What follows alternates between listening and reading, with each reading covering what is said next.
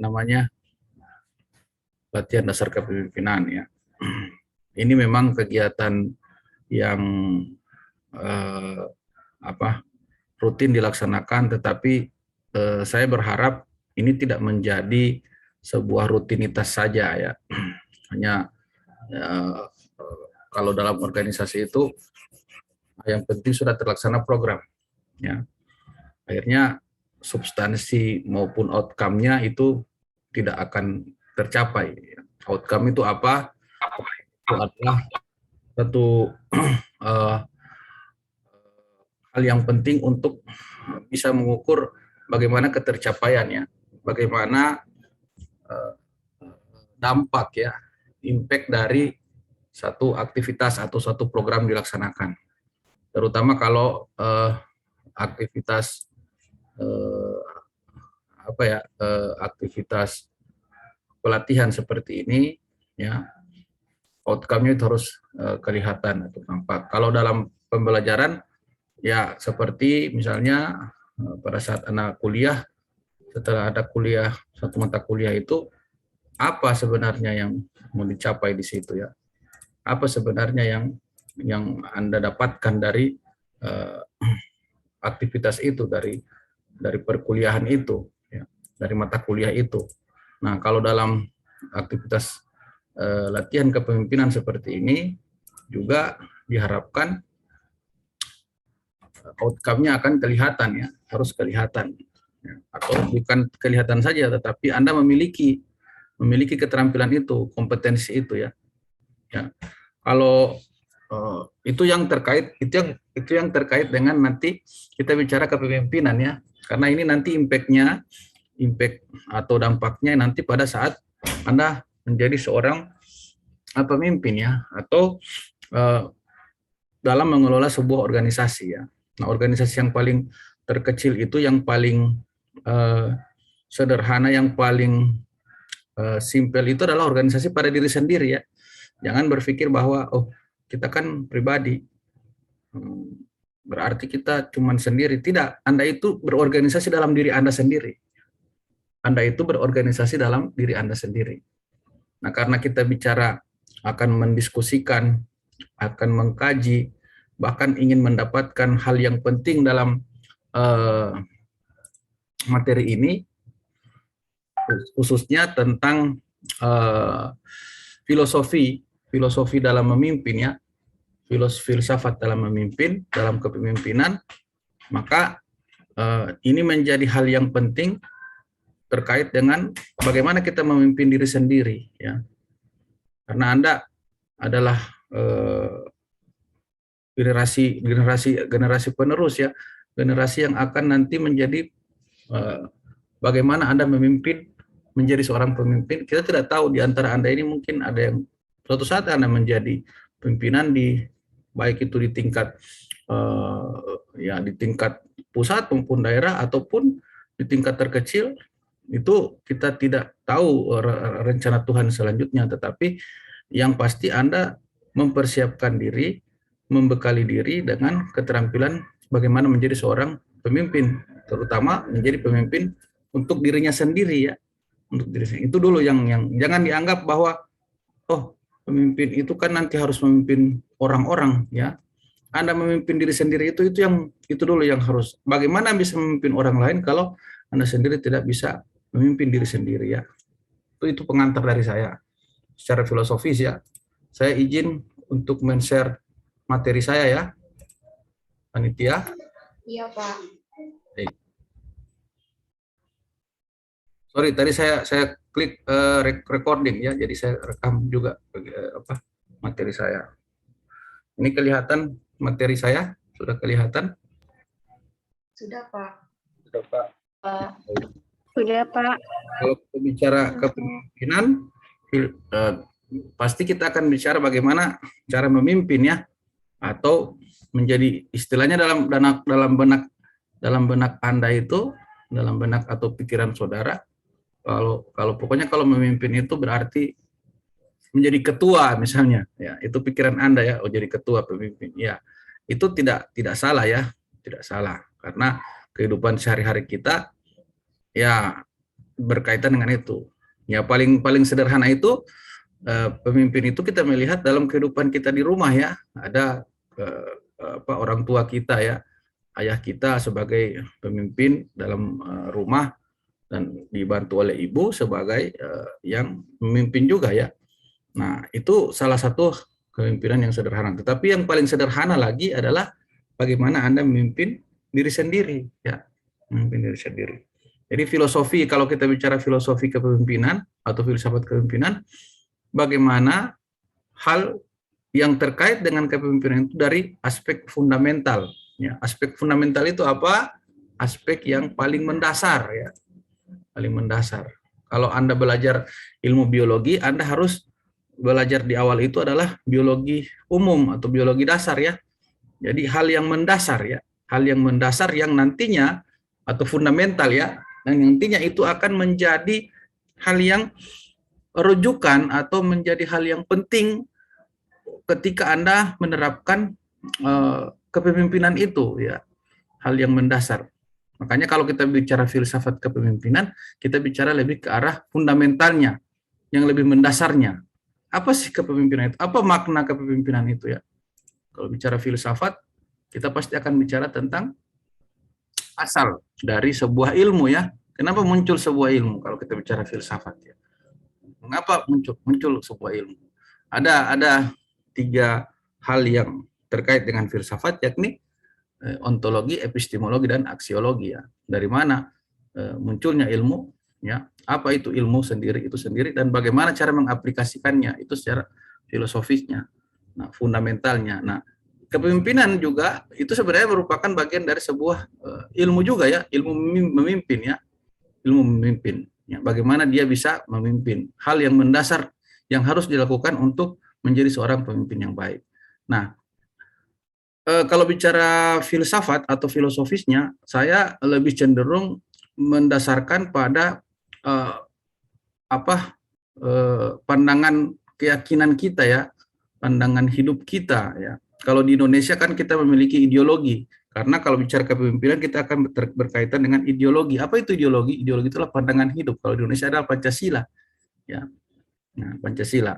Kalau di secara religius ya, secara religius kita memiliki agama masing-masing ya, agama yang kita anut masing-masing, dan ideologi itu, baik itu ideologi negara maupun ideologi secara agama, itu mengajarkan kita bagaimana kita menjadi seorang pemimpin. Kalau dalam Pancasila itu di sila keberapa? Di sila keberapa? Ayo, sila keberapa? Kalau Pancasila bicara kepemimpinan, sila keberapa? Peserta, jangan panitia. Saya mau tes di sini, kalian punya nasionalisme. Sila keempat, Pak.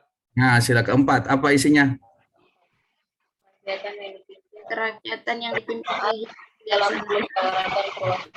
Perwakilan ya. Jadi kerakyatan yang dipimpin oleh hikmah kebijaksanaan. Nah, di situ ada filosofisnya, di situ landasan filosofisnya. Memimpin dengan hikmah kebijaksanaan ya. Nah, itu yang saya garis bawahi. Nah, kalau kita kaitkan dengan religiuitas ya, religiuitas kita, keagamaan kita, itu semua agama mengajarkan untuk memiliki kebijaksanaan. Nah, kalau kita kaitkan dengan filsafat, arti filsafat itu secara terminologi berasal dari kata philo ya, philo dan sophia ya. Philo itu apa? Kebijaksanaan. Sophia itu cinta, artinya mencintai kebijaksanaan. Artinya ketika seorang memimpin, dia harus bijaksana ya. Dia harus tahu arti apa kebijaksanaan itu ya. Nah, hikmah di situ apa? Hikmah di situ sesuai dengan keyakinan kita masing-masing ya. Keyakinan agama kita masing-masing. Hikmah itu artinya sebuah arah ya, sebuah pandangan kita berdasarkan apa yang kita yakini ya. Keyakinan khususnya lebih mengarah, kalau menurut saya, pada ke arah bagaimana kita menerapkan atau mengimplementasikan atau dalam bahasa hari-harinya mengamalkan apa yang menjadi pandangan hidup kita ya. Nah, kita masuk ke poin berikut. Saya meninjau dulu kenapa kita harus bisa memimpin. Nah, ini saya kutip dari surat Al-Baqarah ayat 30. Di sini dikatakan bahwa di situ Anda bisa baca ya. Kalau bahasa ayatnya dikatakan wa isqala rabbuka lil malaikati inni ja'ilun fil ardi harifatan. Ya. Dan ketika Tuhanmu berfirman kepada para malaikat, ya, sesungguhnya aku hendak menjadikan seorang pemimpin, khalifah, pemimpin di muka bumi. Nah, kemudian para malaikat bertanya, mengapa engkau hendak menjadikan khalifah di muka bumi? Sementara ketahui bahwa manusia itu akan menumpahkan darahnya atau akan membuat kekacauan lah di muka bumi. Nah, Tuhan berfirman bahwa sesungguhnya aku mengetahui apa yang tidak ketahui. Artinya bahwa kepemimpinan itu hanya ada pada manusia ya. Itu. Jadi kita bersyukur secara filosofis, kita bersyukur bahwa kita diciptakan dijadikan sebagai seorang manusia karena hanya manusia yang bisa memiliki ilmu ataupun jiwa kepemimpinannya. Ya, kalau misalnya kita melihat di makhluk lain, apakah mereka punya pemimpin? Ya, mungkin secara biologi misalnya kalau kita lihat ada kawanan rusa atau kawanan kerbau, ada pemimpinnya. Tetapi pemimpin yang masuk di situ bukan bersifat secara manusiawi atau memiliki kebijaksanaan tadi. Ya, hewan memimpin tidak menggunakan kebijaksanaan. Hewan memimpin berdasarkan instingnya. Ya, berdasarkan insting. Kalau kita mau membedakan antara hewan dengan manusia, jelas sekali ya bahwa manusia memiliki, di samping dia memiliki seperti hewan juga insting, dia juga memiliki akal, budi, dan pekerti serta pemikiran. Sedangkan kalau hewan itu memiliki insting. Jadi hewan memimpin menggunakan insting. Kalau manusia memimpin menggunakan akal, budi, dan pekertinya serta hikmah yang ada pada dirinya. Ya, itu filosofinya ya. Sehingga dikatakan bahwa sebenarnya yang menjadi hal yang penting untuk kita ketahui bagaimana menjadi seorang pemimpin ketika kita melihat aspek filosofisnya, bahwa pada dasarnya kita menjadi seorang pemimpin pada diri kita sendiri. Itu dulu ya. Itu dulu. Kalau Anda mau mengatakan saya akan ingin jadi ketua HMJ atau ketua MPS atau nanti saya jadi ketua senat atau bahkan ketua BEM atau menjadi pemimpin organisasi, Anda harus berhasil dulu. Istilahnya Anda harus paripurna dulu ya. Anda harus selesai dulu mengurus kepemimpinan diri sendiri ya. Nah, bagaimana kita mengurus kepemimpinan diri sendiri? Tentunya kita harus mengenali diri kita sendiri, ya, mengenali diri kita sendiri. Bagaimana kita mengenali diri kita sendiri? Ya, kita pasti akan bercermin dari pandangan orang terhadap diri kita, ya, pandangan orang terhadap diri kita. Kalau kita dikenal oleh sebagian orang, teman-teman kita lebih egois, maka kita akan menjadikan hal itu adalah sebagai bahan renungan kita. Oh, saya ini egois. Sebagian besar mengatakan saya ini mau menang sendiri, hanya mau suruh dengar dan sebagainya. Nah, itu menjadi rujukan Anda ketika kita mengoreksi diri Anda sendiri atau kita sendiri ya.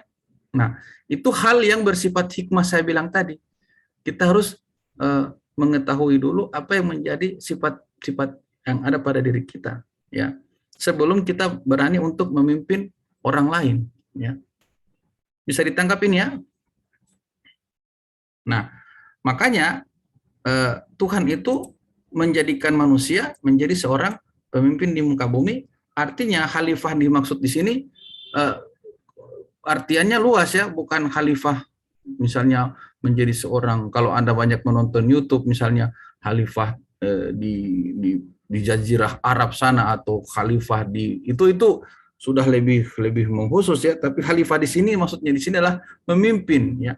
Memimpin dalam artian memimpin diri sendiri, bisa memimpin orang lain, teman, ya, atau memimpin suatu kelompok organisasi, atau memimpin di antara 3 orang berteman, mungkin ada di antara mereka bertiga itu ada yang mungkin dikarismakan, dia bisa jadi pemimpinnya kita, atau yang bisa menjadi wakilnya kita ketika ada hal yang perlu kita selesaikan, maka dia bisa menjadi leader kita, pemimpin kita. Nah, itu yang paling sederhana ya. Saya mengambil contoh-contoh yang paling sederhana ya. Karena nanti ketika Anda bisa menjadi seorang pemimpin pada skala yang lebih besar, itu tidak luput dari keberhasilan kita memimpin secara pribadi atau lebih dari yang sederhana tadi, ya. Seperti itu. Kebanyakan pemimpin yang sudah memimpin organisasi kadang mengalami kegagalan karena ketika dia tidak bisa memimpin dirinya sendiri, ya. Nah, nanti kita akan lihat sebentar bagaimana pentingnya kita memimpin diri sendiri sebelum kita memimpin suatu organisasi yang besar, ya. Oke. Nah, ini dikatakan bahwa manusia sebagai khalifah di muka bumi, bahwa manusia itu diciptakan mengemban tugas penting, ya. Jangan menganggap saya kan baru mahasiswa semester 3, baru mahasiswa semester 2, atau baru mahasiswa semester 1, atau ya baru lulus dari sarjana, belum ada apa-apa. Tidak, Anda itu memiliki tanggung jawab. Tanggung jawab terhadap apa? Tanggung jawab terhadap diri Anda sendiri. Ya, sekali lagi tanggung jawab terhadap diri Anda sendiri. Mau jadi bagaimana Anda, itu tergantung Anda memimpin diri Anda sendiri. Ya. Tergantung Anda memimpin diri Anda sendiri, ya. Coba kita resapi ya. Coba Anda diam dalam keadaan sendiri. Anda bisa bicara dalam diri sendiri tidak? Bisa kan? Banyak yang muncul dalam pendengaran kita ketika kita sendiri, atau kita sekarang ini saja kita mendengar apa yang ada dalam diri kita sendiri. Seperti ini, seperti itu, begini, begitu. Ya, itu salah satu sebenarnya organisasi terkecil dalam diri kita, ya. Dan siapa yang mengatur itu? Kita sendiri, ya, kita sendiri. Jadi filosofinya di situ, ya. Filosofinya di situ. Intinya di situ bahwa memimpin itu akan bisa berhasil ketika kita memimpin dulu diri kita sendiri. Berarti kita harus mengatur apa yang menjadi aktivitas, apa yang menjadi tindakan kita, apa yang menjadi pikiran kita, ya.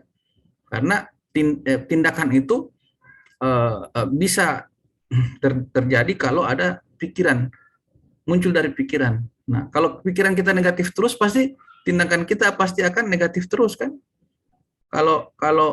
Kalau misalnya Anda ikut kuliah daring misalnya, ya, pikiran Anda paling dosen cuap-cuap terus, sudah biar aja saya saya aktifkan saja, saya punya kamera, tapi saya mungkin kerjaan yang lain, yang penting sudah dilihat saya muncul di kamera, sudah ditahu sama dosen. Itu sebenarnya bagian dari tindakan Anda memimpin diri Anda sendiri, ya. Jangan dianggap itu bukan merupakan sebuah aktivitas kepemimpinan, itu merupakan tindakan Anda memimpin diri Anda sendiri. Padahal misalnya begitu ya, ketika Anda ikut kuliah daring, kemudian Anda lebih banyak pegang HP tapi buka laptop, ya. Nah, HP-nya itu ya biar saja itu dosen ngomong, entah ngomong apalah dia. Terus Anda lihat TikTok terus, ya. Yang penting saya sudah muncul, kan tidak kelihatan HP saya di layar, saya pegang di bawah, saya lihat TikTok, seterusnya. Nah, sebenarnya itu merupakan hasil dari tindakan atau pikiran yang Anda pimpin, ya. Nah, ketika Anda menjadi seperti itu, maka Anda tidak bisa membedakan mana hal yang normatif yang harusnya dilakukan sesuai dengan hal yang sesuai jalan yang benar, dan mana yang tidak perlu dilakukan, ya. Itu tindakan-tindakan yang paling sederhana yang mungkin Anda atau kita anggap itu hal yang sepele, tapi sebenarnya itu menentukan, ya. Pada akhirnya Anda dimarah-marah sama dosen di daring. Coba itu begini. Pada saat muncul pertanyaan dari dosen, nggak ada yang ngomong, ya, seperti itu. Karena Anda tidak memiliki jiwa kepemimpinan pada diri sendiri, pada diri Anda sendiri, ya. Artinya Anda tidak bisa mengatur diri Anda sendiri. Anda mengatur hanya berdasarkan seperti memimpinnya seekor hewan pada koloninya, ya. Karena mengikuti instingnya, keinginannya aja, tidak mengikuti secara berpikir yang positif, yang bisa menjadikan Anda menjadi lebih baik lagi, ya. Kan Anda itu, kita ini belajar, ya. Anda belajar di perguruan tinggi itu untuk menjadi yang lebih baik lagi, ya. Mungkin kita memang sudah baik, Anda sudah sekolah SD, SMP, SMA, perguruan tinggi itu menjadi lebih baik lagi. Bagaimana? Dalam hal berpikir, ya. Makanya kuliah itu, Anda belajar ilmu di bangku kuliah itu bukan hanya nanti menjadi seorang pekerja atau mendapatkan ijazah kemudian mendapatkan pekerjaan. Tidak cukup hanya itu, tetapi mengubah cara berpikir Anda. Kalau dalam filsafatnya Paulo Freire, seorang ahli pendidikan di Brazil, asal Brazil, dia mengatakan orang belajar itu, pendidikan itu adalah sebuah pembebasan. Pembebasan dari apa? Pembebasan dari ikatan-ikatan emosional yang bersifat keinginan saja. Ya. Dia membebaskan pikirannya dari itu, sehingga dia akan lebih cenderung untuk memerdekakan diri, bagaimana dia bisa menentukan pemikirannya, dan pada akhirnya itu akan merubah tingkah lakunya. Ya. Kalau teori belajar kan, belajar itu apa? Belajar itu, proses belajar adalah itu proses di mana dari seseorang yang tidak tahu menjadi tahu, itu belajar, ya, secara teoritis, ya. Tetapi lebih spesifik lagi bahwa belajar itu adalah perubahan tingkah laku. Perubahan tingkah laku. Nah, belajar itu kalau di perguruan tinggi berarti misalnya kita belajar biologi, dari hal yang mungkin kita belum terlalu paham tentang biologi menjadi lebih paham lagi. Nah, tentunya juga harus diiringi dengan perubahan tingkah laku kita, ya. Karena Anda belajar di perguruan tinggi adalah pendidikan orang dewasa, ya. Pendidikan orang dewasa itu berarti Anda diberikan kebebasan untuk berpikir, mengambil keputusan secara mandiri. Nah, disitulah dibutuhkan kepemimpinan, ya. Jadi saya mengatakan bicara filsafat kepemimpinan ini, mungkin Anda berpikir, sudah harus, mungkin bahasanya ini bicara tentang bagaimana seorang ketua, ya, atau pemimpin organisasi mengatur organisasinya. Ya, sebenarnya itu arah tujuan selanjutnya, tetapi itu akan bisa ditentukan oleh bagaimana Anda memimpin diri Anda sendiri. Jadi hal yang penting yang perlu Anda atau kita sama-sama jalankan adalah memimpin dulu diri sendiri, ya. Karena kita memiliki potensi yang diberikan oleh Tuhan, baik itu akal maupun nafsu kita atau insting yang ada dalam diri kita, ya. Kalau Anda misalnya lebih banyak mengikuti keinginan Anda, mengikuti apa yang Anda rasa, kita suka begini. Padahal sebenarnya dalam pemikiran Anda itu tidak baik atau bertentangan. Tapi Anda mengikuti rasa itu, berarti itu tidak bedanya dengan seekor gajah memimpin koloninya, karena dia memimpin hanya berdasarkan insting yang ada pada dirinya. Kemudian filosofi kepemimpinan. Nah, kalau menurut Peter Drucker itu filosofi kepemimpinan ada dua, yakni bagaimana dia mengelola sebuah hal tersebut dikelola dengan baik dan benar, ya. Manajemen atau memimpin, manajemen atau mengelola is doing things right, ya. Kemudian ini ada dua istilah yang kita dapatkan. Ada yang namanya kepemimpinan, ada yang namanya manajemen, ya. Sebenarnya itu berbeda, ya, berbeda. Kalau seorang manajer, ya, seorang manajer itu tidak sama dengan seorang pemimpin. Ya.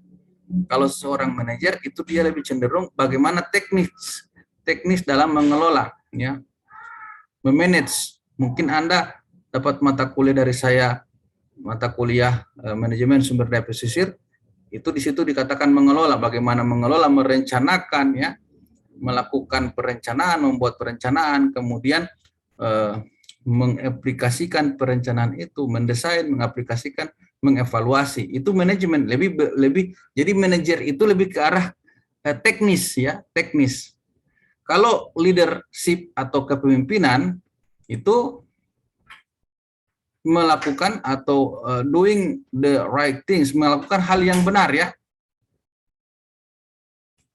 Melakukan yang benar berdasarkan berbagai macam pertimbangan secara moral maupun secara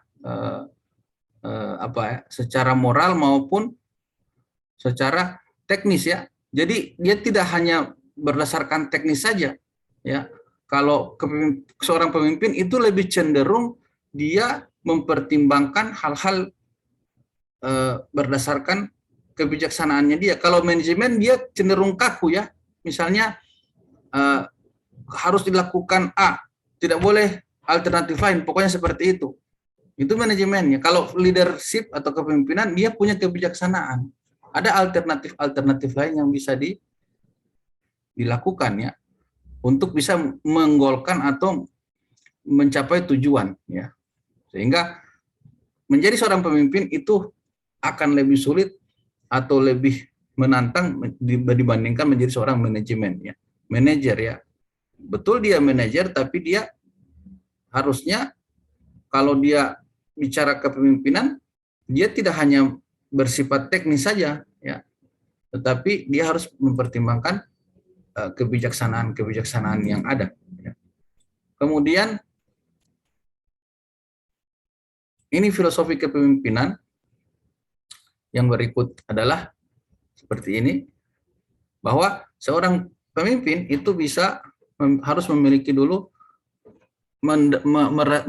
mengetahui, bukan cuma mengetahui, memahami apa itu kepemimpinan ya. Karena kalau dia tidak memahami kepemimpinan, maka dia akan bergeser makna dari kepemimpinan itu sendiri pada dirinya ya, akan bergeser makna kepemimpinan yang ada pada dirinya, sehingga dia akan menganggap saya memimpin, saya bisa mengatur orang ya. Dia hanya menyempitkan pemahaman seperti itu. Pokoknya saya harus didengar orang. Nah, ketika Anda mengatakan bahwa menjadi seorang pemimpin, Anda harus didengar oleh orang, berarti Anda gagal memimpin diri Anda sendiri. Ya, karena Anda tidak mempertimbangkan pendapat-pendapat dari orang lain. Ya.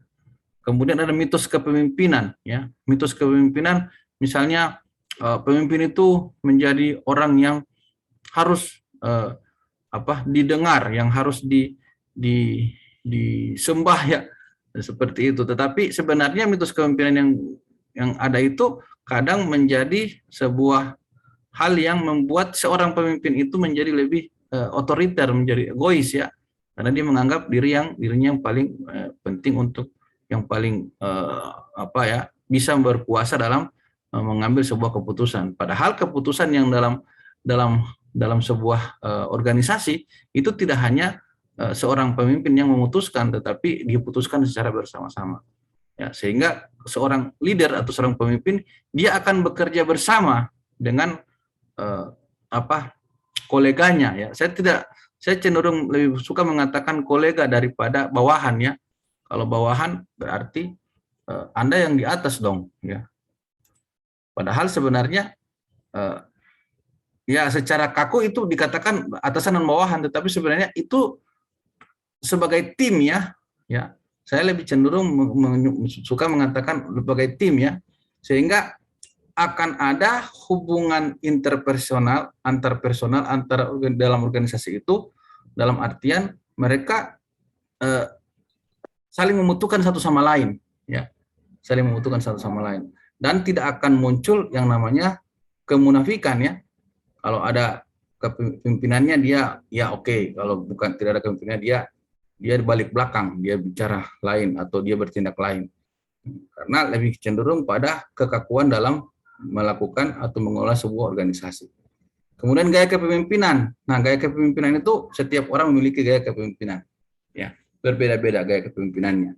Tapi gaya kepemimpinan yang paling baik adalah gaya kepemimpinan yang lebih cenderung pada yang saya bilang tadi di awal tadi, yakni menyukai kebijaksanaan, lebih bersifat bijaksana, ya. Seperti dalam sila keempat tadi, dipimpin oleh hikmah kebijaksanaan. Nah, gaya kepemimpinan seperti itu yang paling baik, ya, yakni berdasarkan hikmah yang dia miliki, ya, berdasarkan petunjuk atau berdasarkan hal-hal yang bersifat normatif, yang bersifat moral, yang mempertimbangkan keberadaan tim yang lain, ya, anggota yang lain, ya. Jadi tidak berdasarkan egoismenya dia, ya. Ya, yang paling sederhana ketika misalnya Anda membentuk kelompok kemudian dikasih tugas oleh dosen, misalnya. Nah, misalnya Anda harus turun lapangan, Anda harus mengumpulkan data. Nah, kadang di antara Anda pasti harus ada pendapatnya yang didengar, ya. Pokoknya saya harus seperti ini. Terjadilah perpecahan dan tidak akan mendapatkan sebuah solusi yang baik, atau tujuan kita tidak akan tercapai, ya. Nah, gaya kepemimpinan yang paling baik adalah gaya kepemimpinan lebih bersifat bijaksana. Artinya apa? Yang lebih jelas itu artinya menjadi seorang pemimpin itu adalah menjadi seorang yang mau mendengarkan orang lain, atau rajin mendengarkan orang lain. Atau misalnya begini, kalau Anda sementara ngomong rapat misalnya di HMJ, satu orang sementara ngomong, jangan dipotong, biarkan selesaikan dia ngomong, ya, biarkan bicara, dan setelah itu baru. Jadi menjadi seorang pemimpin itulah harus pintar mendengarkan orang lain, ya. Itu harus salah satu syarat menjadi seorang pemimpin, ya. Kalau Anda lebih cenderung mau didengarkan, ya susah untuk menjadi seorang pemimpin, ya. Karena Anda tidak bisa menampung pendapat-pendapat orang lain, ya. Hanya Anda sendiri yang mau dianggap benar, seperti itu. Kemudian yang berikutnya ini bentuk dari pemimpin, ya. Pemimpin itu pertama bisa jadi orang ditunjuk menjadi seorang pemimpin berdasarkan informasi. Informasi apa? Informasi tentang karakteristiknya si orang itu, ya, si person itu. Informasi dari mana? Ya, informasi dari orang lain yang mengenal dia. Kemudian ada yang diangkat, ya, ditunjuk. Nah, ini sebagai bentuk dari proses ketika mendapatkan seorang pemimpinnya.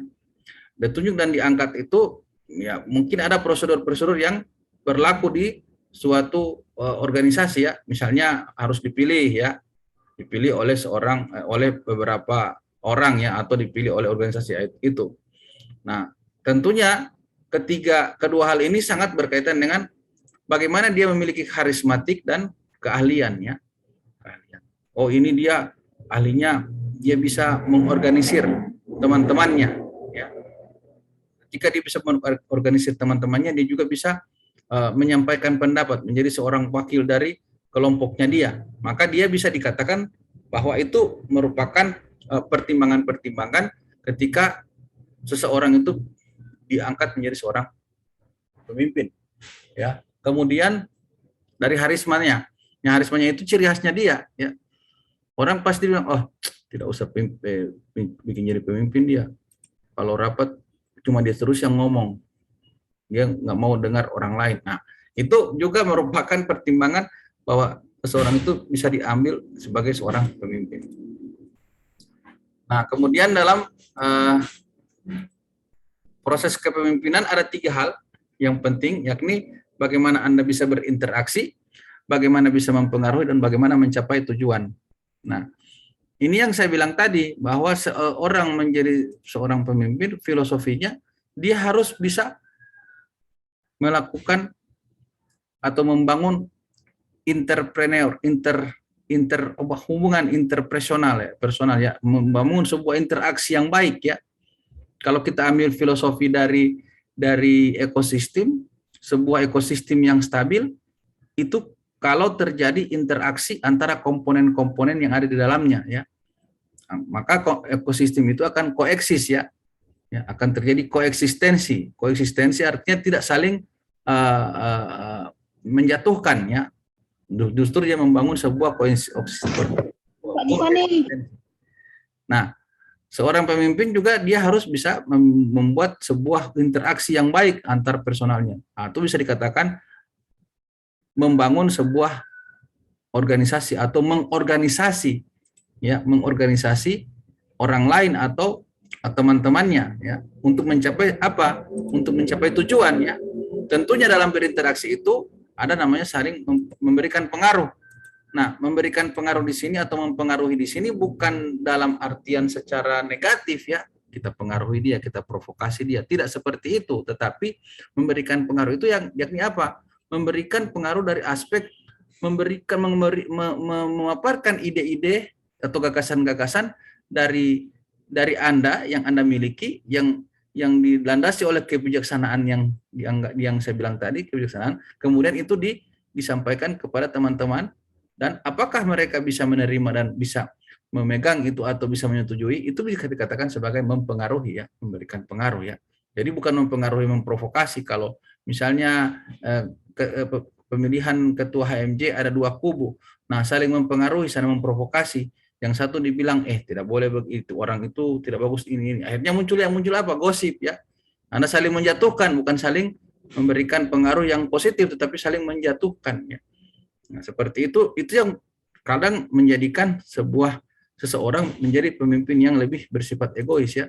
Jadi harusnya dia bisa berinteraksi, memberikan pengaruh, dan pada akhirnya semua itu akan memberikan penentuan pada bagaimana dia bisa mencapai tujuan. Tujuan apa? Tujuan dari organisasi. Bukan tujuan ketika dia tujuan dirinya sendiri ya, bukan tujuan dirinya sendiri, tapi tujuan organisasi atau tujuan dari yang dia pimpin ya.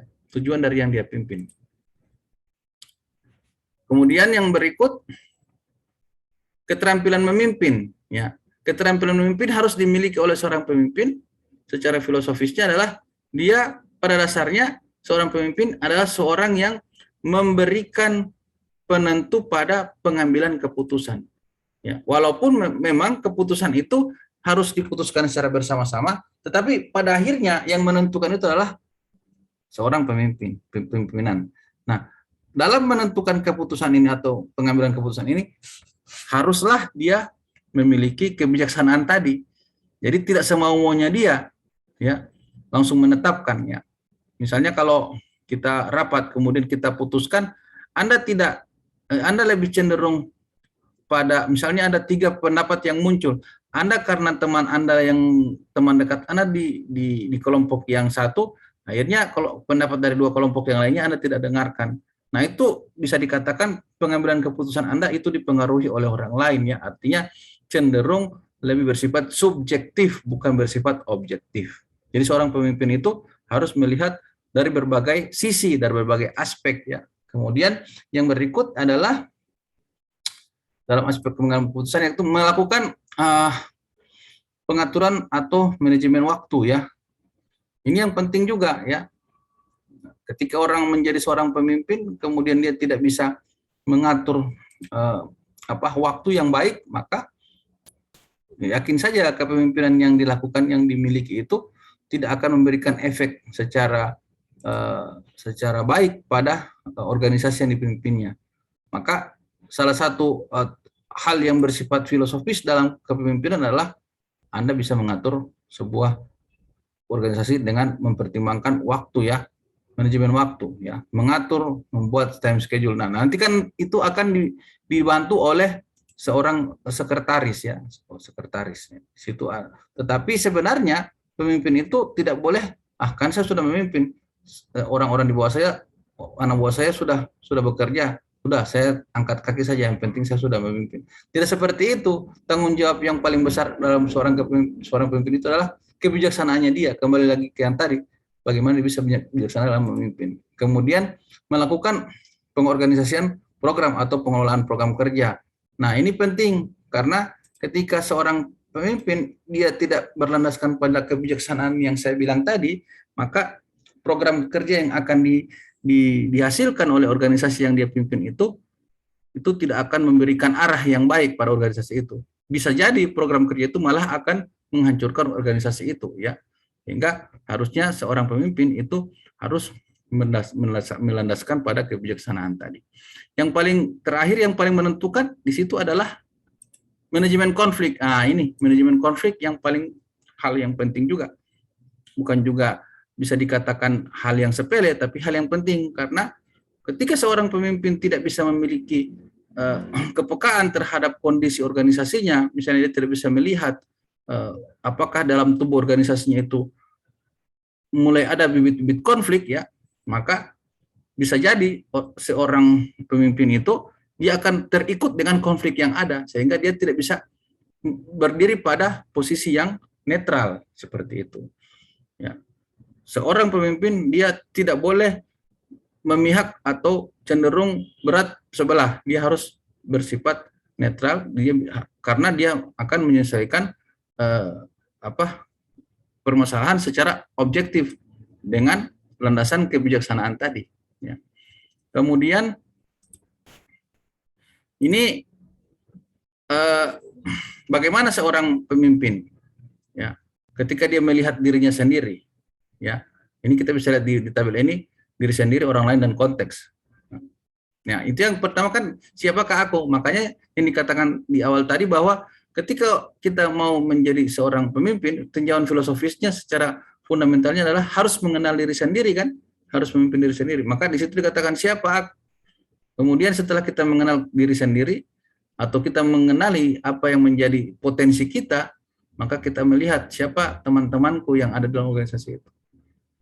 Kemudian bagaimana sebuah organisasi yang dipimpin itu bisa menjalankan program kerja yang baik, ya. Makanya Anda ketika menjadi seorang pengurus misalnya HMJ, ya, atau HMPS, Anda harus mengenal dulu diri Anda sendiri, potensi Anda, ya, serta sifat-sifat Anda. Kemudian melihat teman-teman Anda, ya, bagaimana mereka. Kemudian menjalankan organisasi itu, apakah sifat-sifat yang Anda miliki itu memberikan dampak yang positif pada proses berjalannya organisasi. Kemudian apa tujuanku, ya, apa cita-citaku, apa yang membuat aku frustasi. Ini sebenarnya hal-hal yang penting secara filosofis yang menjadi pertanyaan pada diri kita sendiri, ya, pada diri kita sendiri, maupun bisa jadi kita akan melihat orang lain bagaimana mereka, ya.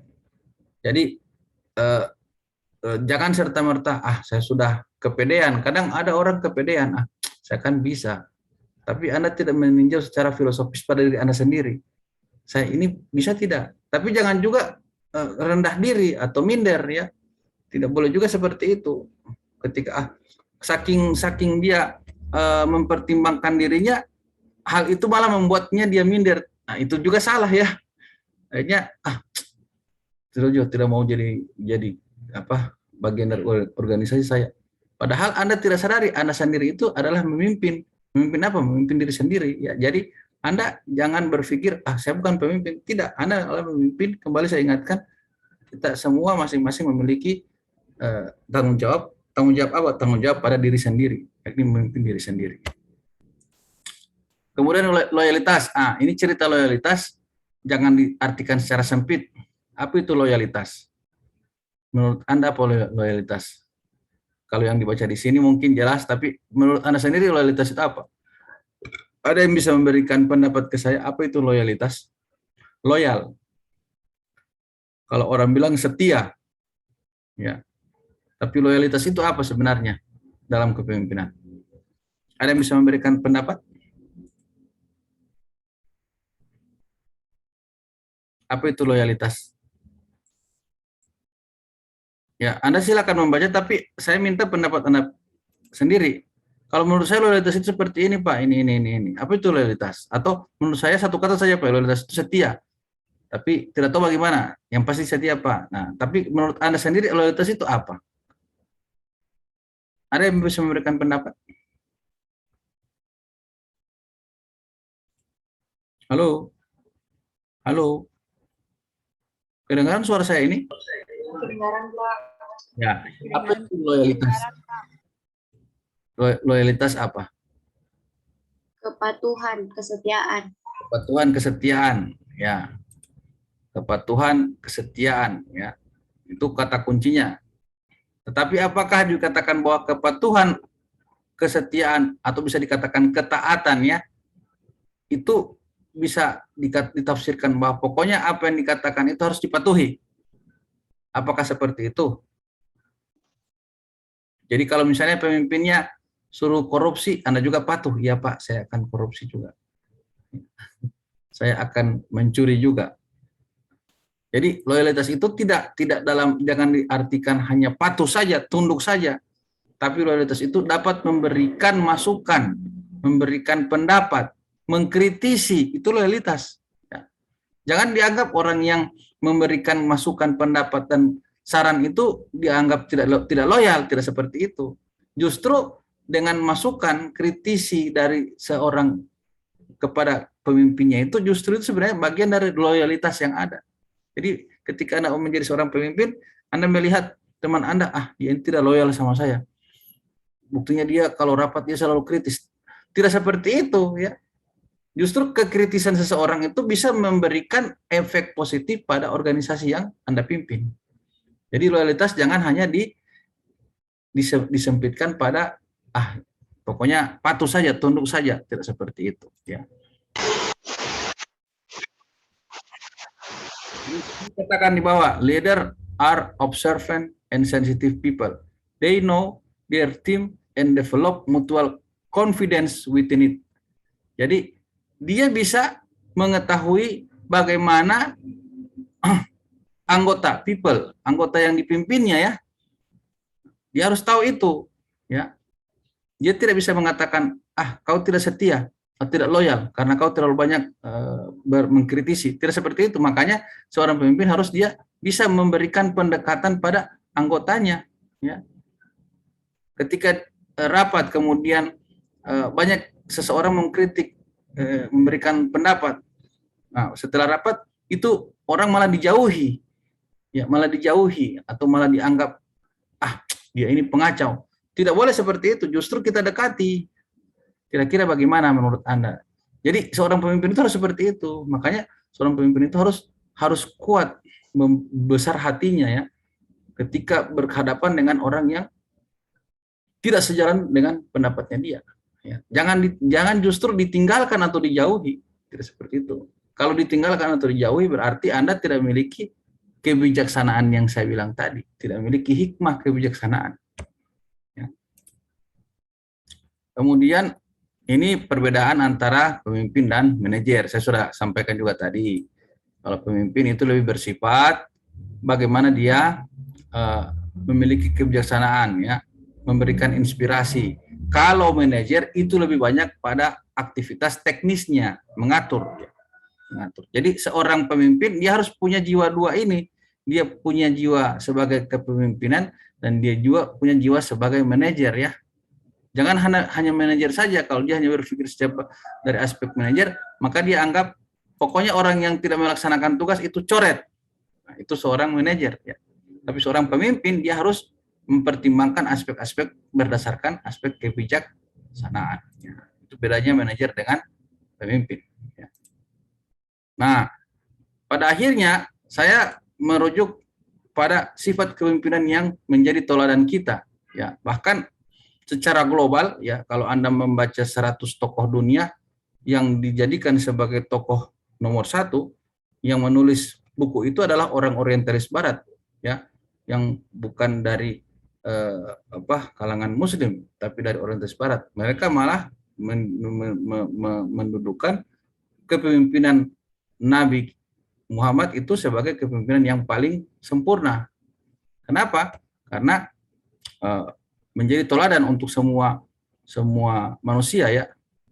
Saya pernah mendengar pernyataan gubernur sebelum Anies Baswedan, gubernur Jakarta Pak Ahok itu, beliau justru bukan dari Muslim, tapi saya memimpin ini, saya mengikuti meneladani kepemimpinannya Nabi Muhammad.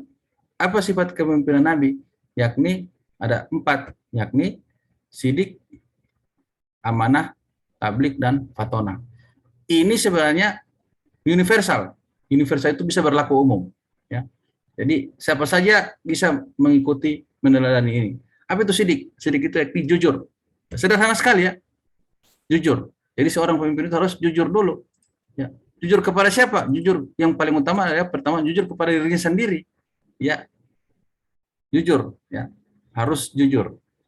Kalau dia sudah jujur kepada dirinya sendiri, tidak mungkin dia akan bohong pada orang lain. Ya. Tapi kalau satu kali dia bohong pada dirinya sendiri, maka dia akan bohong juga kepada orang lain. Jadi sifat kepemimpinan yang penting secara filosofis itu adalah pertama jujur. Yang kedua apa? Yang kedua amanah. Apa itu amanah? Apa itu amanah, Dek? Dapat dipercaya, Pak. Ya. Dapat dipercaya. Dapat dipercaya. Amanah berarti tidak munafik ya. Amanah tidak munafik. Ya, makanya saya bilang tadi yang saya gambarkan tadi, di depan ketuanya atau ketua kelasnya atau ketua kelompoknya atau di depan ketua HMJ-nya dia baik-baik, tapi di belakangnya dia bicara-bicara itu. Jangan seperti itu. Anda tidak amanah. Ya. Amanah juga bisa berarti menyampaikan sesuai dengan apa yang ada ya, tidak melebihkan, tidak mengurangi ya. Kalau terjadi konflik dalam organisasi, ada orang yang Anda tidak sukai. Kalau Anda tidak sukai, jangan dilebih-lebihkan ketidaksukaan itu dibicarakan kepada orang lain ya. Anda tidak amanah seperti itu. Akan pada akhirnya akan menjadi seorang munafik. Jadi jangan menjadi seorang munafik. Nah, yang berikut adalah tablik. Tablik itu apa? Tablik itu apa? Tablik itu apa? Tablik. Menyampaikan itu artinya apa? Seperti tadi dalam yang saya bilang loyalitas itu, menyampaikan itu memberikan saran, masukan, pendapat, itu tablik. Jadi termasuk mengkritisi juga itu tablik, tetapi disampaikan secara amanah ya. Jadi tablik itu adalah bagian dari loyalitas kita, bagian dari loyalitas ya, menyampaikan, memberikan pendapat ya, seperti itu, menyampaikan sesuatu sesuai dengan kebenaran yang ada ya, bukan mengikuti apa yang menjadi keinginan Anda sendiri ya. Jadi kalau rapat di HMJ, Anda punya keinginan sendiri, Anda ingin sampaikan, tetapi jangan memaksakan. Jangan memaksakan. Ya. Kalau Anda memaksakan, maka Anda dikatakan Anda tidak bersifat tablik. Ya. Anda hanya lebih banyak memaksakan pendapat Anda ya. Ya. Baru Anda mengatakan itu sudah tablik Pak, kan saya sudah menyampaikan. Tapi yang Anda sampaikan adalah paksaan supaya pendapat Anda diterima, ya. Jangan seperti itu. Kemudian fatona. Nah, fatona ini cerdas, ya. Cerdas. Beda cerdas dengan pintar. Ya. Kalau dia pintar, suruh hafal sistem tata nama tumbuhan, itu dia akan hafal sampai di luar kepala. Itu pintar. Ya, atau dia suruh hitung bagaimana jumlah sel epitel di mikroskop, dia bisa boleh ya, dia cepat di situ, itu pintar. Kalau cerdas itu bukan hanya terkait dari IQ, tetapi dia juga memiliki kemampuan secara emosional ya, cerdas ya. Nah, dalam pengambilan keputusan, seorang pemimpin tidak hanya bermodalkan kepintaran, tapi dia harus bermodalkan kecerdasan. Dia cerdas dalam apa? Dalam mengelola organisasi itu maupun mengelola diri sendiri dulu. Dia cerdas mengelola diri sendiri, cerdas mengelola emosinya, cerdas mengelola potensi yang ada pada dirinya. Cerdas dia untuk mengatur teman-temannya, ya, mengatur teman-temannya atau mengorganisasi teman-temannya. Itu dibilang Fatona ya. Dia cerdas ya. Kemudian nah terakhir saya mendasarkan pada kepemimpinan yang disampaikan oleh Ki Hajar Dewantoro ya. Ki Hajar Dewantoro adalah teladan kita. Dia menggunakan filosofi Ingarso Suntulodo Ing Madyo Mangunkarso Tuturi Handayani. Jadi seorang pemimpin itu dia harus bisa memberikan teladan ya, memberikan teladan contoh kepada teman-temannya ya. Tetapi teladan dimaksud di sini jangan merasa besar kepala, oh saya harus dicontoh, orang lain harus ikut saya. Itu lagi sudah bukan memberikan contoh, itu memaksakan contoh ya, memaksakan sifat Anda. Memberikan contoh itu akan muncul dengan sendirinya ya. Itu akan muncul dengan sendirinya dengan karakter yang positif yang berdasarkan kebijaksanaan tadi yang sudah disampaikan tadi. Kemudian membangun ketika dia seorang yang menjadi bagian dari organisasi, dia akan membangun organisasi itu secara filosofis ya. Kalau dia seorang pemimpin, dia menjadi teladan. Kalau dia menjadi seorang yang menjadi bagian dari organisasi tapi bukan pemimpin, dia akan terus bekerja ya, membangun kekuatan untuk menghasilkan tujuan dari organisasi itu.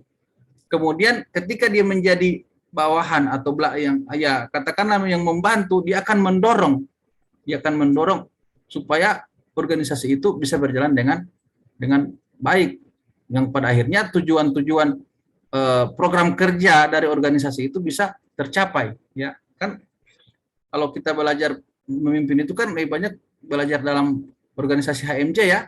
Nah, organisasi HMJ atau HMPS atau KSMB, nah di situ akan kelihatan di situ di mana sifat kepemimpinan dari Anda itu ya. Ada yang cuma masa bodoh ya. Paling banyak mahasiswa itu Anda itu kalau bekerja di organisasi itu biasanya DP istilah bahasa Gorontalo mau ngata ya, baku harap. Yang pentingnya sok kerja biar dia terang. Jangan seperti itu. Sesuatu yang Anda kerjakan hanya dengan baku harap ya. Kan so ada orang di sana Kak, yang lain kan orang tidak seperti itu. Anda harus secara filosofis Anda harus apa? Menginisiasi lebih dulu. Apa itu menginisiasi? Menginisiasi itu ketika Anda punya ide atau gagasan, itu dulu yang harus Anda kerjakan ya. Atau ketika buntu sebuah organisasi, Anda harus memiliki ide dan ide itu yang harus Anda kerjakan bersama-sama. Tapi jangan dipaksakan ya. Atau mendahului ya. Kalau yang paling sederhana begini, Anda bikin kegiatan seminar. Nah,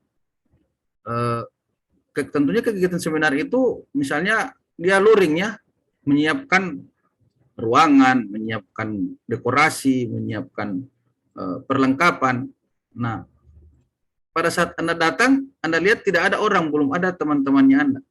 Karena kondisinya seperti itu, Anda juga biar tunggu dulu teman-teman lain. Nah, harusnya yang dilakukan itu adalah Anda menginisiasi, saya mau kerja ini dulu supaya bisa lebih siap lagi. Kalau Anda pakai sistem nunggu teman, bayangkan misalnya itu kegiatan harusnya sudah dilaksanakan molor ya. Akhirnya nanti tunggu teman-temannya sampai teman-temannya datang itu lagi masih bakar lota, masih bawa cerita, akhirnya Anda tidak menginisiasi ya, Anda tidak menginisiasi. Ketika dosennya datang dimarah-marahi.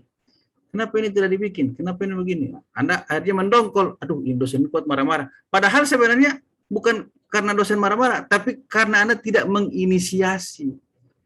Ya, paham di situ ya? Anda tidak menginisiasi, Anda tidak melopori dulu apa yang harus dikerjakan. Nah, itu hal-hal yang sederhana yang kadang kita anggap itu sepele, padahal itu justru menentukan ya.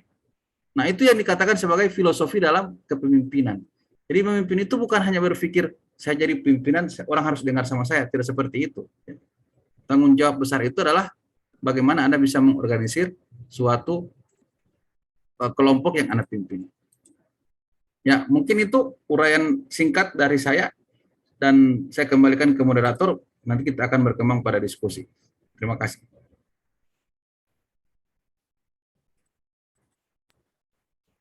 Baik, terima kasih. yang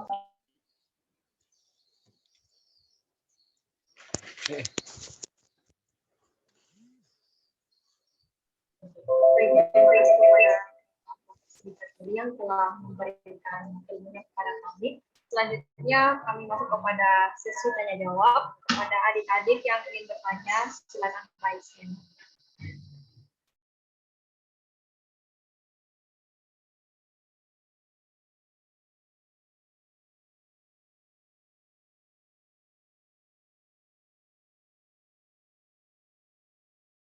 Oke, di sini sudah ada 2 orang yang mengangkat tangan. Pertama saya persilakan kepada Dion Kolovita, lalu yang kedua kepada Juliana Potela. Oke. Bismillahirrahmanirrahim. Assalamualaikum warahmatullahi wabarakatuh. Waalaikumsalam warahmatullahi wabarakatuh. Terima kasih yang sebesar-besarnya saya ucapkan kepada Bu Moderator yang budiman dan juga Bapak pemateri yang selaku mata air keilmuan kita pada siang hari ini. Dan juga teman-teman yang masih senantiasa konsisten dalam menuntut ilmu. Jadi pertanyaan saya itu simpel Pak. Mungkin sedikit menyentuh tentang tipe-tipe kepemimpinan yang tadi Bapak jelaskan. Nah, langsung saja yang menjadi pertanyaan saya itu bagaimana pandangan dari Bapak mengenai sistem pemilihan di kampus yang dewasa ini saya lihat sistem pemilihannya itu orang-orang yang ada di kampus itu menaikkan figur yang mana memiliki kedekatan emosional dengan orang-orang yang ada di kampus itu yang memiliki kekuatan atau bisa kita katakan berpower lah. Nah, sedangkan figur yang diupayakan untuk menjadi pemegang kekuasaan bisa kita katakanlah himpunan, pemegang kekuasaan himpunan ini tidak memiliki kriteria-kriteria pemimpin yang seperti Bapak jelaskan tadi. Hanya memiliki kedekatan emosional dengan orang-orang yang memiliki power ini. Nah, kira-kira bagaimana tanggapan dari Bapak? Mungkin itu saja. Billahi taufiq wal hidayah. Wassalamualaikum warahmatullahi wabarakatuh.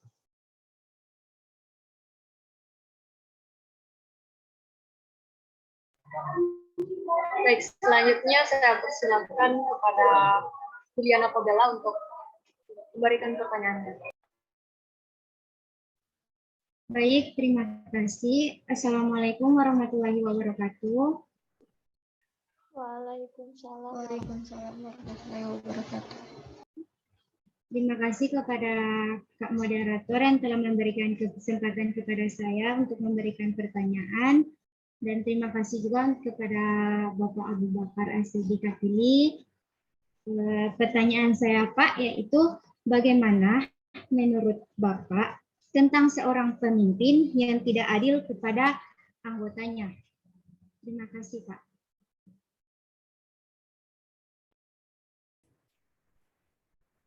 Cuma 2 pertanyaan. Pada Yuli pertanyaannya bisa diulang. Sudah ya, sudah. Saya sudah tangkap. Cuma 2 saja ya? Terakhir Randa Pak. Ada Randa dan Halim. Bicara lagi? Ya Pak. Oke, silakan. Terima kasih moderator dan Bapak pemateri Pak Abu Bakar As-Siddiq Katili. Mungkin saya ingin bertanya di tipe kepemimpinan dasar yang mungkin paling banyak kita jumpai di sekitar kita. Kita sering menjunjung tinggi demokrasi gitu, tapi kebanyakan untuk tipe kepemimpinan itu paling banyak adalah tipe otoriter begitu Pak. Itu tidak mempedulikan tanggapan orang lain.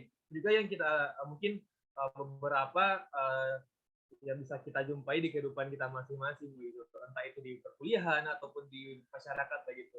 Itu menjunjung tinggi demokrasi, tapi nyatanya yang dianut itu adalah tipe kepemimpinan yang otoriter gitu Pak. Bagaimana Pak untuk tanggapan tentang hal itu Pak? Terima kasih Pak. Assalamualaikum warahmatullahi wabarakatuh. Waalaikumsalam warahmatullahi wabarakatuh. Oke, saya langsung jawab ya. Iya Pak. Tapi ya. Terima kasih. Bagus sekali pertanyaan ya, saudara-saudara ya. Dari Gion, kemudian siapa lagi satu tadi itu? Muhammad Hendra. Julian Maranda. Ya, yang dari pertanyaan pertama itu saya tanggapi ya, kalau aspek yang Anda sampaikan tadi itu sebenarnya itu terjadi sekarang ini terjadi secara global ya, bukan hanya terjadi di tempatnya kita ya, di UNG misalnya. Kalau saya mengatakan saya tanggapi bahwa di UNG itu terjadi seperti itu hal yang sebenarnya banyak terjadi juga di tempat lain ya, seperti itu. Pada dasarnya kalau kita mau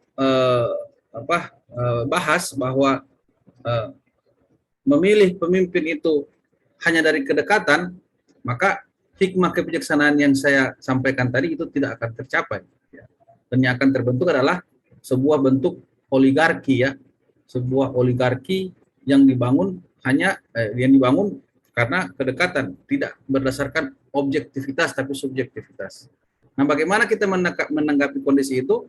Ya, ada jalur-jalur yang harus kita bisa lakukan ya, tetapi kita harus jangan langsung mengatakan oh ini salah, harus dirubah ya.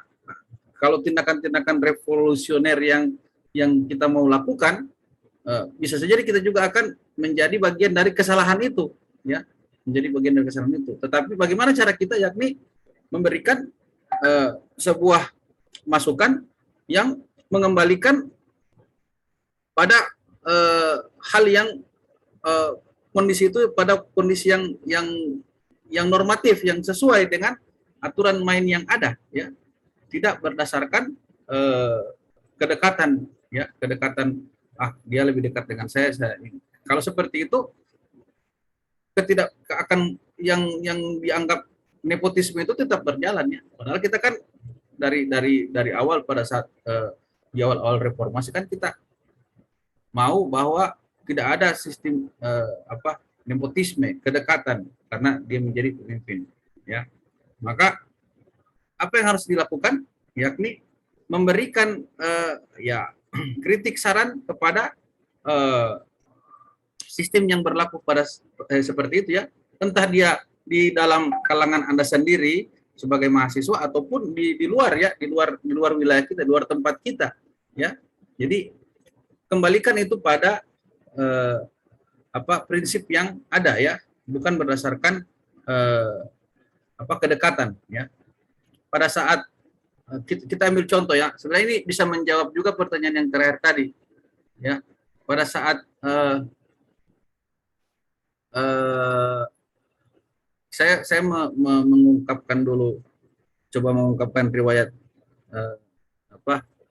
kehidupan Nabi pada saat dia meninggal. Yang terjadi apa pada saat itu? Yang terjadi adalah kekosongan kepemimpinan. Nah, yang pada saat Nabi mau meninggal itu kan dia tidak mengatakan pokoknya yang mau jadi pemimpin setelah saya meninggal adalah anak saya atau menantu saya, misalnya Ali. Dia tidak mengatakan seperti itu, tetapi dia hanya mengatakan umatku ya. Kan kalau Anda dengar riwayatnya kan yang dikatakan Nabi pada saat meninggal itu kan umati ya. Umatku ya. Umatku itu artinya bagaimana? Sangat-sangat dalam, artinya bahwa dia memikirkan umatnya itu dari aspek bagaimana ke depannya umatnya dia. Nah, pada saat Nabi meninggal itu kan yang terjadi adalah kekosongan siapa yang akan memimpin mereka. Nah, yang dilakukan oleh para sahabat pada saat itu melakukan rapat ya, istilahnya rapat pertemuan, tidak berdasarkan pada apakah dia garis keturunan atau orang dekatnya Nabi, tetapi dia melihat berdasarkan siapa yang menjadi teladan mereka ya, teladan mereka dalam memimpin. Sehingga sebenarnya yang menjadi aspek penting dalam menentukan seorang pemimpin adalah melihat keteladanannya dia. Keteladanan itu akan muncul dari sifat-sifat dirinya sendiri sebenarnya. Bagaimana dia memimpin ya? Bagaimana seorang itu memimpin dirinya sendiri dulu. Karena nantinya itu akan menjadi pertimbangan ketika dia akan diangkat menjadi seorang pemimpin ya. Sehingga yang menjadi hal yang penting adalah dia bisa memberikan teladan tidak, memberikan contoh tidak, seperti itu. Ya. Baru masuk ke kecerdasannya dia. Bagaimana dia cerdas untuk memimpin. Ya. Kalau misalnya walaupun dia katakanlah dia dekat dengan penguasa atau ya pengambil kebijakan, tetapi dia memiliki sifat-sifat keteladanan, bukan hal yang tidak mungkin dia juga bisa menjadi sebagai pemimpin ya. Kadang kita hanya melihat dari aspek dia cuma dekat dengan penguasa ya. Kemudian kita cuma melihat dari aspek itu, kita tidak melihat dia punya potensi sebenarnya ya. Cuma karena muncul ketidaksenangan atau sentimen, itu juga kadang menjadikan sebuah pemilihan kepemimpinan menjadi tidak jadi berjalan dengan normatif dengan baik, karena mungkin orang memandang dari aspek emosionalnya saja ya, melihat dari subjektivitas. Jadi kita tidak melihat apakah dia dekat atau dia jauh atau bukan orang pemimpin, orangnya si A, orangnya si B, tidak boleh berdasarkan seperti itu, tapi berdasarkan dia bisa dijadikan teladan tidak, dia memiliki kecerdasan tidak. Itu yang penting ya. Kalau menurut saya pribadi, yang dilihat adalah 4 aspek tadi yang dicontohkan oleh Nabi, yakni dia sidik tidak, dia amanah tidak, dia tabligh tidak, dia fatonah tidak. Itu dulu. Itu yang penting. Karena sidik, amanah, tabligh, fatonah itu menjadi ukuran dari seorang bisa menjadi pemimpin ya. Seperti itu. Jadi tidak bisa didasarkan hanya pada kedekatan ya, kedekatan antara dia dengan seorang yang berkuasa ya. Kalaupun dia memiliki kemampuan yang 4 tadi, sidik, amanah, tabligh, fatonah, bukan hal yang tidak mungkin juga walaupun dia berdekatan dengan penguasa, silakan saja ya. Jadi tidak boleh kita melihat dari aspek satu sisi saja, dia hanya dekat ya. Dan kita punya sentimen di situ. Nah, kalau sudah muncul sentimental dari diri kita karena ketidaksukaan kepada person tersebut, itu akan menjadikan bumerang juga buat kita ya. Jadi sebenarnya aspek yang harus kita lihat adalah objektivitas ya, melihat dari berbagai macam sisi, dan itu harusnya menjadi pertimbangan dalam memilih seorang pemimpin ya. Pada saat Anda mungkin kalau banyak baca riwayat, pada saat khalifah yang terakhir yakni Sayyidina Ali bin Abi Thalib terakhir memimpin, kemudian berganti kepemimpinan kepada Muawiyah bin Abu Sufyan, padahal sebenarnya sebelum itu kan dipimpin oleh umat Islam itu dipimpin oleh Hasan, Sayyidina Hasan, anaknya Ali ya. Tetapi muncullah seorang Muawiyah bin Abu Sufyan yang memiliki ambisi yang paling besar juga, yang ingin memimpin. Akhirnya kalau Hasan itu sebenarnya dia memiliki pemikiran, saya kan orang cucunya Nabi ya, saya bisa memimpin. Tetapi dengan sifat hikmah kebijaksanaan yang dimilikinya, dia serahkan kepemimpinan itu kepada Muawiyah bin Abi Sufyan. Nah, sebenarnya hal-hal seperti itu kadang menjadi hal yang tidak kita perhatikan. Artinya, misalnya kita jadi seorang pemimpin, kemudian ada orang yang ingin menggantikan kita, yang berambisi menjatuhkan kita, ya silahkan saja mereka mau menjatuhkan kita, menjatuhkan diri kita misalnya, tapi kita tidak boleh melawan dengan kekerasan juga ya, mengatakan tidak bisa, kau harus dengar sama saya, tidak bisa. Ya, kalau memang kondisinya seperti itu, ya silahkan, monggo, silahkan Anda bisa memimpin, dan yang penting itu persyaratannya 4 tadi, sidik, amanah, tabligh, fatonah. Saya memegang prinsip seperti itu ya. Anda harus jujur, Anda harus amanah, Anda harus bisa menyampaikan, Anda harus cerdas, ya seperti itu. Jadi tipe pemimpin kalau saya garis bawahi memiliki 4 aspek seperti itu. 4 aspek itu kalau dijabarkan itu akan menjadi banyak, menjadi luas. Bagaimana dia jujur ya. Kejujuran bukan hanya kejujuran di bibir saja ya, tapi kejujuran memang terbangun dari perasaan hati dan pikirannya. Itu kejujuran ya. Bukan dalam kejujuran karena dia punya kepentingan ya, seperti itu. Kemudian pertanyaan yang kedua, dari Juliani tadi apa? Bagaimana apa tadi? Bagaimana pendapat Bapak terhadap seorang pemimpin yang tidak adil terhadap anggotanya? Ya, oke, adil. Adil di sini apa? Adil di sini sebenarnya bagian dari fatonah tadi, amanah tadi ya. Kalau dalam sifat kepemimpinannya Nabi itu, adil itu bagian dari amanah. Nah, adil di sini tidak bisa diartikan kalau misalnya ada sesuatu hal yang dibagi merata, tidak seperti itu ya. Adil di situ adalah memberikan sesuatu sesuai dengan kapasitasnya dia ya. Jadi tidak boleh disamaratakan. Adil itu harus sama rata, tidak seperti itu. Kita kalau mengatakan adil menjadi sama rata, itu sama dengan adilnya paham komunisme ya. Harus sama rata sama rasa ya. Tidak seperti itu ya. Karena keadilan yang dimaksud di sini adalah keadilan yang sesuai dengan apa yang dia rasakan, diterima ya. Itu adil ya.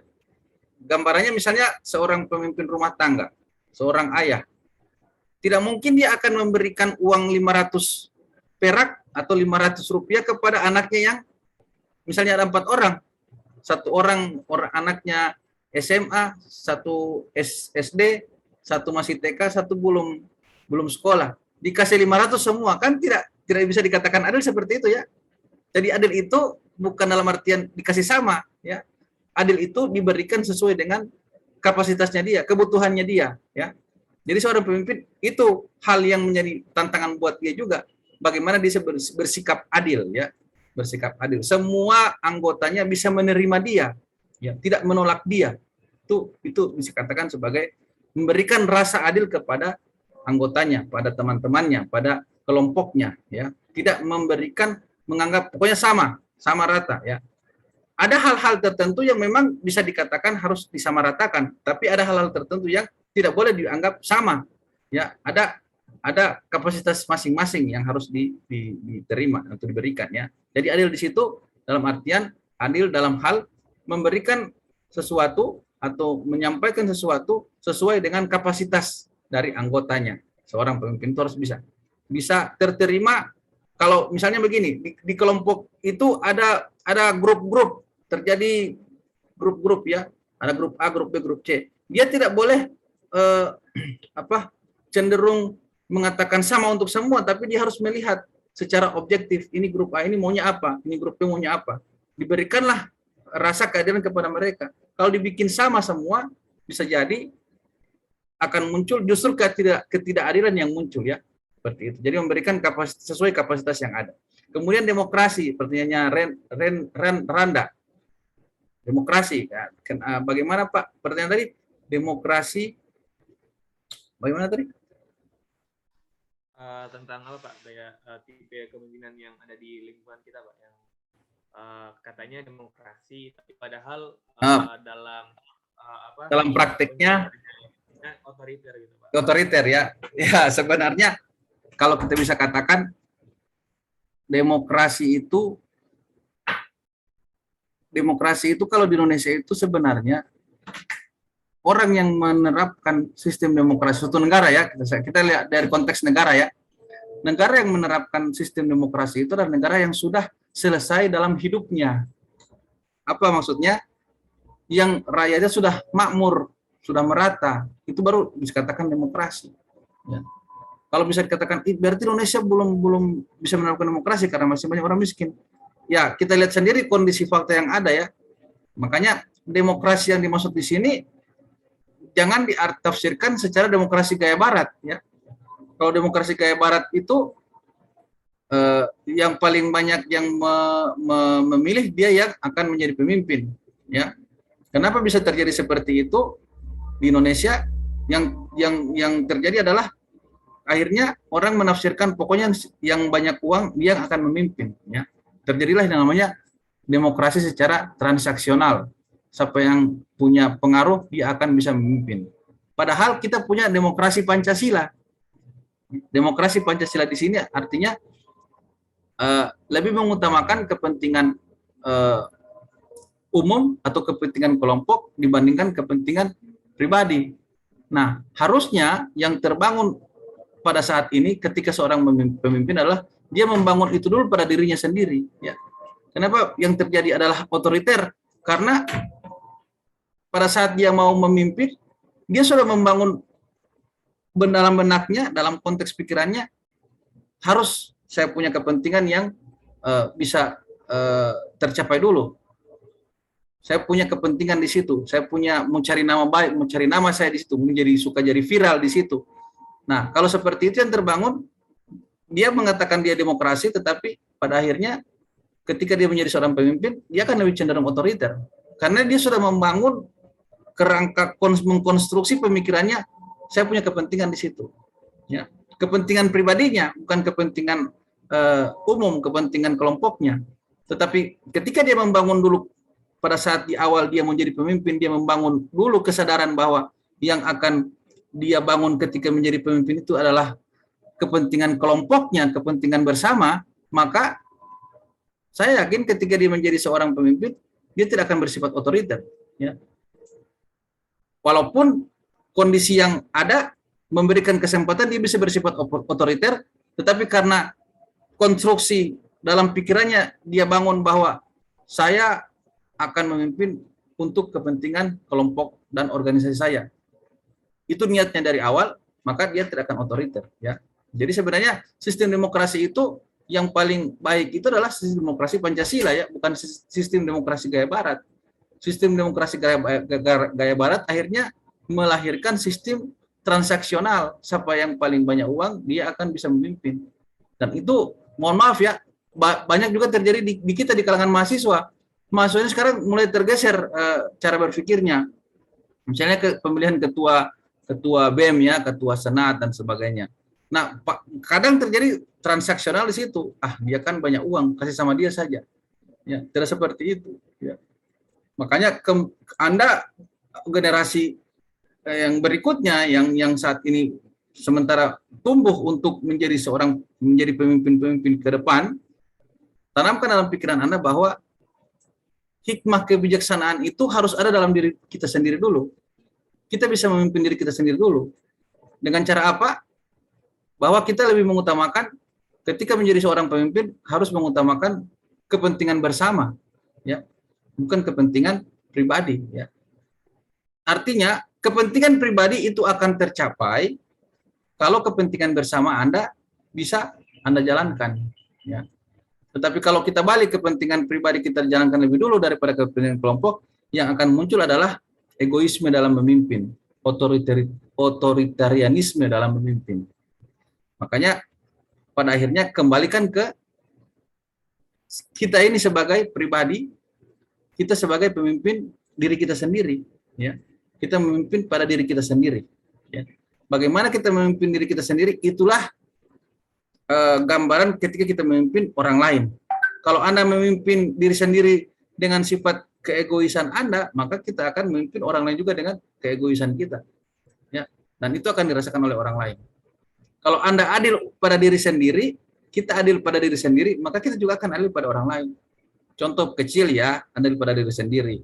Anda punya tugas, ya, menumpuk tugasnya.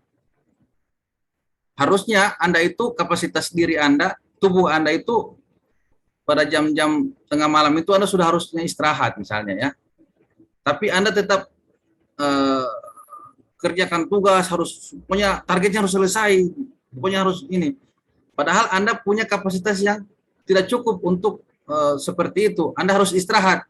Maka ketika Anda memaksakan diri, Anda dikatakan tidak adil pada diri Anda. Seperti itu.